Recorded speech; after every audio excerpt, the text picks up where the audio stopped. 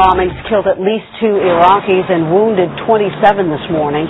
13 U.S. soldiers have died in Baghdad since Monday, the highest 4-day total since the 2003 invasion. And U.S. commanders fear it's a prelude to a decisive battle for control of the capital city.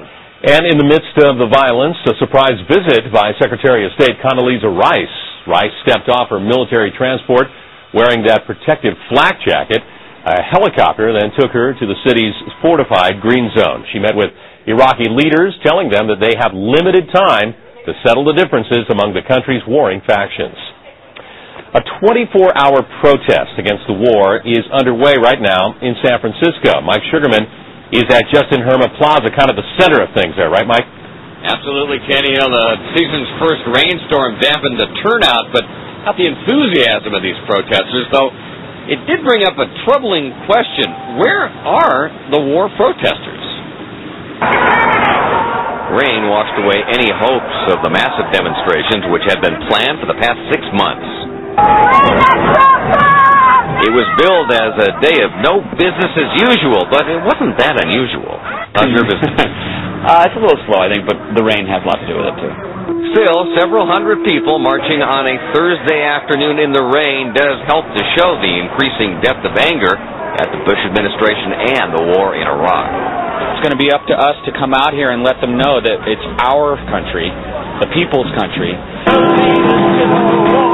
But as unpopular a war as Iraq has become, protests like this one are the exception, not the norm. It was very different, of course, during another war, another time. Polls show Iraq might be even more unpopular than Vietnam, but protests have been much more muted. During the Vietnam War, I was very young, but I started protesting it when I was 13 years old. I was present at the moratorium in 1969. Bring the troops home. Members of the Raging Grannies sang the same song back then, too, but their voices were joined by many more in the streets.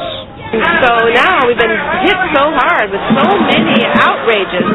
People have said to me, I have rage fatigue.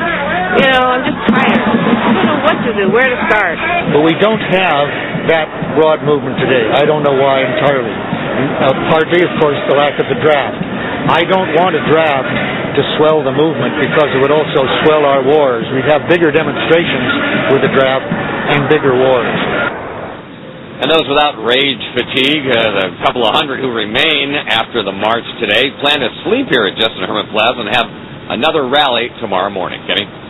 Mike Sugarman, thank you for that.